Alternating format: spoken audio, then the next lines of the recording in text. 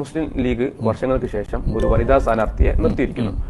പത്രമാധ്യമങ്ങളിൽ പല വാർത്തകളും വരുന്നു. സമസ്ത എതിർത്തു, സമസ്തയുടെ യോജിപ്പ് വിയോജിപ്പ്. ഒരു വനിതാ സ്ഥാനാർത്ഥിയെ നിർത്തണമോ നിർത്തണ്ടേ എന്നുള്ളത് അവരുടെ ഒരു ആഭ്യന്തരമായ പ്രശ്നമല്ലേ? അതിൽ സമസ്ത ഇടപെടേണ്ടതുണ്ടോ? അല്ല, അത് ഇപ്പോൾ ചോദിച്ചാൽ പിന്നെ വനിതാ സ്ഥാനാർത്ഥിനെ സംബന്ധിച്ച് സമസ്ത അങ്ങനെയൊക്കെ പല ഇതുപോലെ കേട്ടു. സമസ്ത കണ്ണുരുട്ടി, അപ്പോൾ പേടിച്ചു എന്നൊക്കെ. അങ്ങനെ സമസ്ത അങ്ങനെ കണ്ണുരുട്ടിയിട്ടൊന്നുമില്ല. സമസ്തയിൽപ്പെട്ട ആരെങ്കിലും അതിൻ്റെ മതപരമായ വീക്ഷണങ്ങൾ ചിലപ്പോൾ പറഞ്ഞിട്ടുണ്ടാവാം.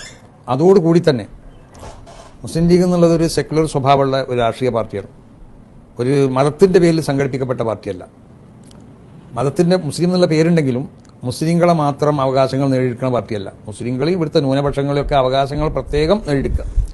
അതോടൊപ്പം ഈ ഇന്ത്യ രാജ്യത്തിൻ്റെ മതേതരത്വ സ്വഭാവവും ഇന്ത്യ രാജ്യത്തിൻ്റെ ഉയർച്ചയ്ക്ക് വേണ്ടി പ്രവർത്തിക്കുന്ന ഒരു പാർട്ടിയാണ് മുസ്ലിം ലീഗ് എന്നുള്ളത്. അപ്പോൾ മുസ്ലിം ലീഗിനെ സംബന്ധിച്ചിടത്തോളം ചിലപ്പോൾ സ്ഥാനാർത്ഥി നിർണയത്തിൽ ചിലപ്പോൾ സംവരണ സീറ്റിൽ നിർബന്ധമായിട്ട് പരിഗണിക്കേണ്ടി വരും. അതാണിപ്പോൾ പഞ്ചായത്തുകളിലൊക്കെ കാണുന്നത്. അതല്ലാതെയും ചിലപ്പോൾ പരിഗണിക്കേണ്ട ഒരു പ്രത്യേക ഘട്ടങ്ങൾ അവർക്കുണ്ടാവാം. മനസ്സിലായില്ലേ? അങ്ങനെ പരിഗണിക്കപ്പെട്ടിട്ടില്ലെങ്കിൽ പാർട്ടിക്ക് ഉള്ള അതിൻ്റെ ഒരു ശക്തി നഷ്ടപ്പെടുകയോ അല്ലെങ്കിൽ പാർട്ടിനെ പരിഹസിക്കപ്പെടുകയോ അങ്ങനത്തെ ഒക്കെ പലതും ഉണ്ടാവാൻ സാധ്യതയുണ്ട്. അപ്പോൾ ആ നിലക്ക് പരിഗണിക്കപ്പെടേണ്ട ചില സന്ദർഭങ്ങളിൽ അവർ പരിഗണിച്ചാൽ അതൊരു തെറ്റാണെന്നൊന്നും പറയാൻ പറ്റില്ല. അത് അവരെന്നോടും ചോദിച്ചിട്ടുണ്ടായിരുന്നു. ഇങ്ങനെ ഒരു വനിതാ സ്ഥാനാർത്ഥിനെ ഒരാളെ വനിതനെ നിർത്തുന്നു. ഞാൻ പറഞ്ഞു, നിങ്ങൾ രാഷ്ട്രീയ പാർട്ടിയാണ്, നിങ്ങൾക്ക് നിങ്ങളെ രാഷ്ട്രീയമാവുന്ന നിലക്ക് നിങ്ങളെ നിലനിൽപ്പിന് അത് നിർബന്ധമായി ആവശ്യമാണെന്ന് തോന്നുകയാണെങ്കിൽ അത് നിങ്ങൾ പരിഗണിക്കുന്നത്. നമ്മളതിന് അഭിപ്രായങ്ങളൊന്നും പറഞ്ഞില്ല. നമ്മളതിനൊന്നും പിന്നെ അതിന് നമ്മൾ എതിരായ ഒരു അഭിപ്രായമൊന്നും നമ്മൾ പറയില്ല. കാരണം അത് നിർബന്ധമാവണം. ഇങ്ങനെ ഇവർക്ക് പരിഗണിക്കൽ, ഇവർ വനിതനെ പരിഗണിക്കപ്പെടണം. ആ പരിഗണിക്കപ്പെട്ടില്ലെങ്കിൽ പാർട്ടിൻ്റെ ഇമേജ് നശിപ്പിക്കപ്പെടുന്ന നിലക്കുള്ള പ്രസ്താവനകളും മറുപ്രസ്താവനകളൊക്കെ ആളുകളിൽ നിന്നുണ്ടാവും. അപ്പോൾ അങ്ങനത്തെ ഒരു പ്രത്യേക സാഹചര്യത്തിലായിരിക്കാം മുസ്ലിം ലീഗ് ഒരു വനിതാ സ്ഥാനാർത്ഥിനെ എന്തായത് പരിഗണിച്ചിട്ടുള്ളത്.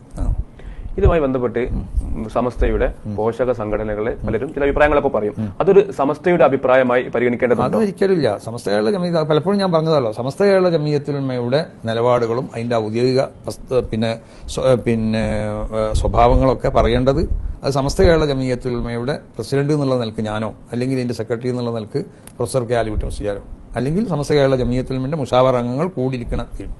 അങ്ങനെ കൂടി തീരുമാനം എടുക്കാൻ പറ്റാത്തൊരു സന്ദർഭങ്ങളിലാണെങ്കിൽ അത് ഞങ്ങൾ രണ്ടാളും ഒരാൾ പറയും. അല്ലെങ്കിൽ സമസ്തൻ്റെ മറ്റു ഉയർന്ന നേതാക്കന്മാരുണ്ടല്ലോ, അവരുമായി അന്വേഷണം നടത്തിയതിന് ശേഷം പറയും.